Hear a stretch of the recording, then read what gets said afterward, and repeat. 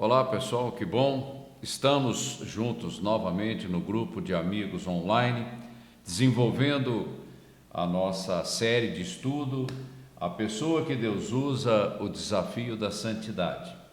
E dentro da sequência que nós estamos vendo, nós estamos na terceira parte, que fala o poder de Deus em uma vida santa. E hoje nós vamos ver o último estudo dessa terceira parte, ok? Hoje nós vamos falar do arrependimento, é o estudo número 11. O arrependimento e o caminho que Deus considera santo. Olha o link que foi feito: arrependimento e o caminho que Deus considera santo. Ou seja, aquilo que agrada a Deus, aquilo que glorifica a Deus. E nós vamos fazer o link, a ligação do arrependimento com aquele padrão que agrada ao Senhor. Então, primeira coisa, não despreze o arrependimento. O arrependimento é uma condição necessária na vida daquele que quer seguir a Cristo. Guardou o que eu disse? O arrependimento é uma necessidade. Se nós quisermos crescer no conhecimento e na graça do Senhor Jesus Cristo, o arrependimento é o começo. É sempre assim que começa e é sempre assim que o crescimento vem.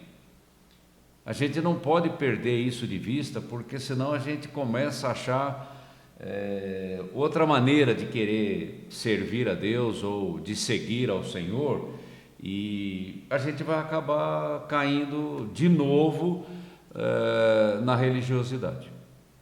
Aqui a gente sempre vai estar chamando atenção para isso. Toda vez que Deus quer trabalhar na tua vida, Ele quer um começo novo, Ele quer algo novo, o arrependimento sempre é o começo, e o arrependimento está ligado à humildade. É sempre assim, porque senão você não vai aceitar aquilo que o Espírito está falando. Aí você vai começar a racionalizar, você vai começar a questionar, você vai começar a querer acrescentar, não vai funcionar, vai dar problema. Ok? E ainda mais quando se trata de pecado, sem arrependimento não tem nem como começar, porque o arrependimento é a necessidade para que a operação da graça aconteça na nossa vida. O tempo todo nós temos que estar fazendo um checklist da nossa vida, todo dia, toda hora, ver se tem alguma coisa que ficou para trás, alguma coisa que enroscou, alguma coisa que nos deixou incomodado, porque quem incomoda é o Espírito Santo. O diabo não vai te incomodar de jeito nenhum. Pelo contrário, como nós falamos da vez anterior, o diabo vai criar uma capa de engano para que você se sinta confortável, mas o Espírito Santo vai confrontar o erro, o pecado, a fragilidade, a prisão que está bloqueando o seu crescimento e a sua maturidade, e ele vai trazer incômodo, porque é um confronto. A verdade sempre vai confrontar a mentira na nossa vida. É simples assim, Deus trabalha assim. Enquanto não estivermos no corpo glorificado, essa é a maneira de Deus trabalhar.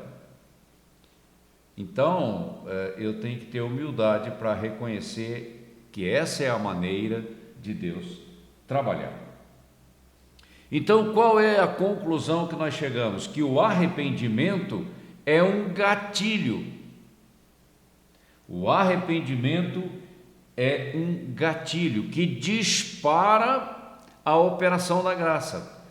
O perdão de Deus, a purificação que vem do Senhor, o empoderamento, a edificação, a construção de algo espiritual, o uso no ministério. O arrependimento é o gatilho que dispara a operação da mão poderosa do Espírito Santo na nossa vida. Ok?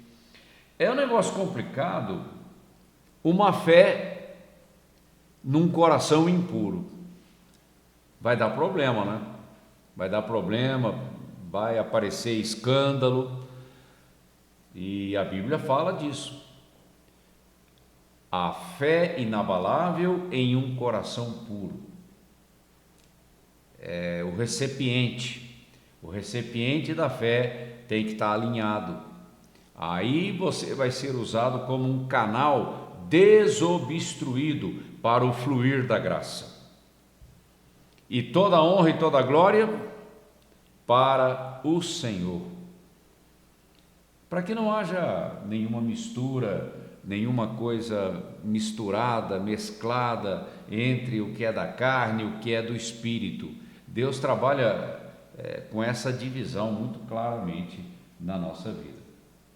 Ok?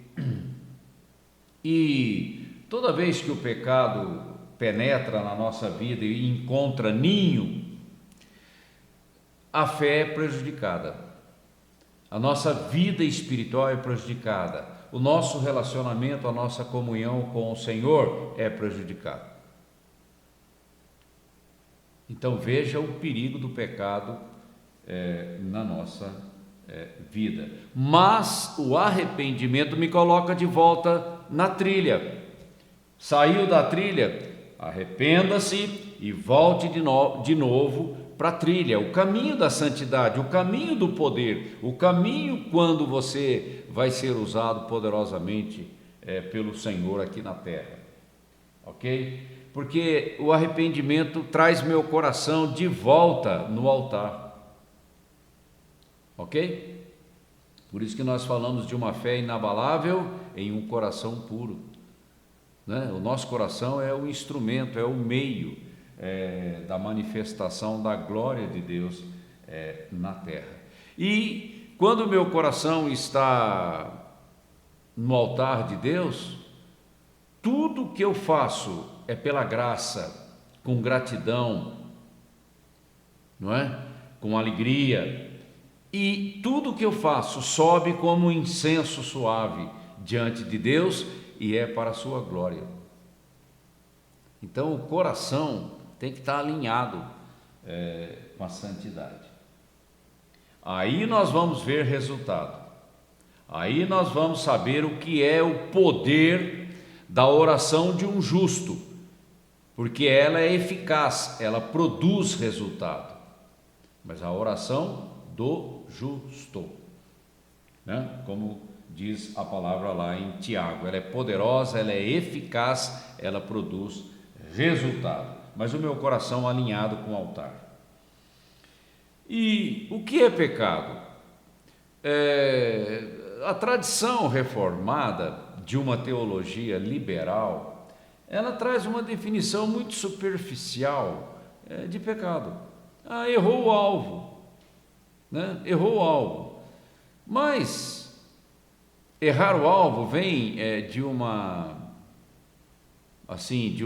conotação do grego, que no hebraico você não encontra essa definição. A definição do Velho Testamento, do hebraico, é muito mais contundente, porque Jesus disse que o salário do pecado é a morte, é a condenação eterna. Então não é só errar o alvo, eu fiz uma besteira, aí agora eu tenho as consequências daquilo que eu fiz, e aquilo me incomoda, me constrange, mas tudo numa perspectiva desta vida. Só que Jesus transporta isso para a eternidade, o peso, a consequência do pecado com relação à minha salvação. É muito mais grave, é muito mais contundente. E às vezes acho que a gente perde um pouco o sentido, o peso, a responsabilidade que nós temos diante de Deus, pelas escolhas que nós fazemos, ok? E o pecado também tem a ver com uma inclinação do mal que está dentro de mim, que é a minha velha natureza. Chama de carne, uma inclinação da velha natureza, o velho homem, do eu, do ego. Aí a gente tem várias conotações que a gente pode trazer. Mas a minha carne não agrada a Deus. Ela se levanta contra. Ela está ligada numa outra inclinação. Mas o meu espírito recriado, ele se volta para Deus numa atitude de submissão e de obediência. Mas a minha carne, ela quer dominar a minha vida e controlar a minha vida. E ela age nesse mundo dos sentidos, dos desejos, das necessidades. O meu espírito, ele se move pela fé, porque ele olha para a palavra, ele olha para a promessa de Deus. Tem outra inclinação, ok? E nós temos que tomar cuidado com o pecado na nossa vida, para que a minha vida aqui na terra não fique prejudicada, e muito mais grave ainda, eu vá para o inferno. Jesus não quer isso, porque ele pagou o preço da minha redenção, da redenção de todo aquele que nele crê. Mas a salvação, para se tornar eficaz na vida de uma pessoa, ela tem que se arrepender e crer no Evangelho. Essa é a condição. Não é por mérito, é por fé, porque é pela graça. Esse é o padrão que Deus estabeleceu na nova aliança, ok? Nós temos que prestar atenção. A questão do pecado é tão grave que Jesus disse: olha, se a tua mão te faz tropeçar, é melhor você arrancar a sua mão, mas entrar no céu, entrar no reino, pela gravidade que o pecado pode trazer na nossa vida. Porque a questão do pecado é você ficar fora do reino. Então não é só a questão de errar o alvo, nós temos que ser um pouco mais explícito na definição dessas coisas.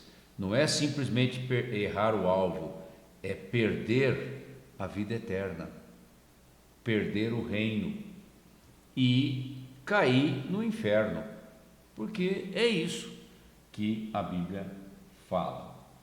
E a questão do pecado é uma coisa que não importa tanto quanto tempo o engano está alojado na minha vida, o pecado sempre vai trazer consequências, não só aqui e agora, como na eternidade. A gente tem que ter um temor diante de Deus, um tremor diante de Deus, pelas consequências que isso tem na minha vida. E não é uma questão religiosa, não é uma questão de alguém ficar cobrando, não é uma listinha de regras, não, é um temor que existe no meu coração diante de Deus. E nós devemos guardar a palavra no nosso coração, como a gente já falou aqui, para não pecar contra ti. Guardei a tua palavra no meu coração, para não pecar contra ti.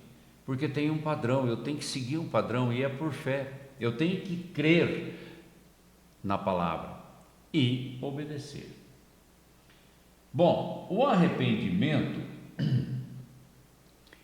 ele vem muitas vezes através de disciplina, de correção, porque Deus ama, e quem ama corrige, e quem corrige, corrige com um propósito, e essa é a maneira de Deus trabalhar na nossa vida, ok? E eu não vou crescer nas mãos do Senhor sendo rebelde, justificando, arrumando todo tipo de desculpa, racionalizando. Não é assim que funciona, porque Deus, ele resiste ao soberbo, ao arrogante, mas ele não despreza um coração aquebrantado. Então, o arrependimento é você reconhecer que você está errado e que Deus está certo, Deus é justo, Deus é reto, Deus é santo, Deus é perfeito e eu preciso da graça. É uma necessidade.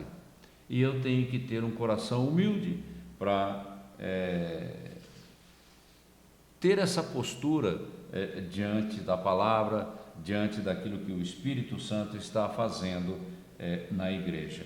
O arrependimento é como o preparo do solo. O agricultor, quando vai lançar uma semente de milho na terra, ele precisa preparar o solo, porque senão aquela semente não vinga e ele vai ter uma colheita frustrada. Então o arrependimento, ele é como se eu estivesse arando o meu solo, preparando o solo do meu coração, para que a palavra de Deus entre na minha vida e produza resultado. É uma atitude minha em direção ao Senhor. Ok? João Batista pregou isso já no começo do ministério do Senhor Jesus Cristo. Arrependei-vos. Jesus continuou na mesma pegada, arrependei-vos. E se você olhar para o Novo Testamento, os termos da nova aliança é sempre arrependimento, para que Deus possa trabalhar a edificação da igreja. Uma noiva sem mancha, sem mácula, sem defeito, madura, crescida, diante do Senhor. É a mesma coisa, é sempre assim. Então o arrependimento sempre vai preceder a manifestação da presença do Senhor na nossa vida. A presença manifesta, ela vem através do arrependimento numa atitude de fé. Aí a presença manifesta, a manifestação da glória de Deus, ela é potente na nossa vida. Ok? A gente tem que prestar atenção nessas coisas. E o arrependimento não é apenas um constrangimento temporário, emocional, constrangimento que vem em função das consequências do pecado. Não, arrependimento é mudança, até que os frutos da mudança apareçam. Então é um trabalho contínuo, profundo, intenso, genuíno, autêntico na minha vida. Porque remorso, uma tristeza, uma emoção passa, mas não tem mudança. E o arrependimento, você fica aos pés do Senhor até que o fruto da santidade se forme, apareça na tua vida e o nome do Senhor seja glorificado. Não é apenas um incômodo em função das consequências do erro, ok? Porque eu vivo para agradar a Deus, eu vivo para o louvor da sua glória. Então não é a opinião do outro, não é a minha reputação, não, é a reputação de Deus na minha vida, é muito mais profundo, porque eu sou embaixador de Cristo na terra. Então o fruto tem que aparecer. Qual a implicação disso na minha vida? Honestidade, eu tenho que ser honesto comigo mesmo diante de Deus. Não adianta esconder pecado debaixo do tapete, não funciona. Não adianta se esconder dos seus pecados, não é? Falando aqui numa forma genérica para qualquer pessoa, ok?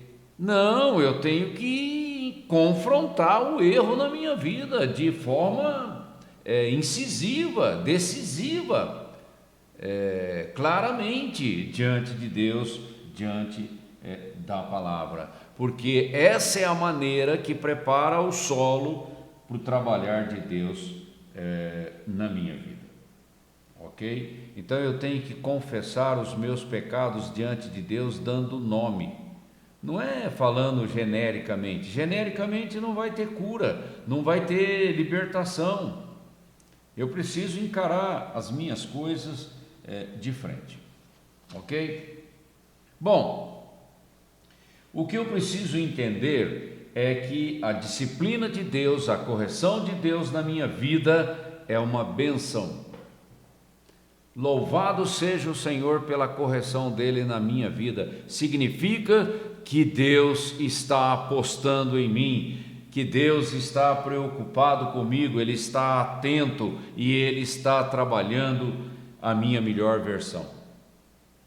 Que coisa maravilhosa, né? Agora, quando tudo começa a ficar muito calmo, eu fico preocupado. Será que está tudo bem mesmo?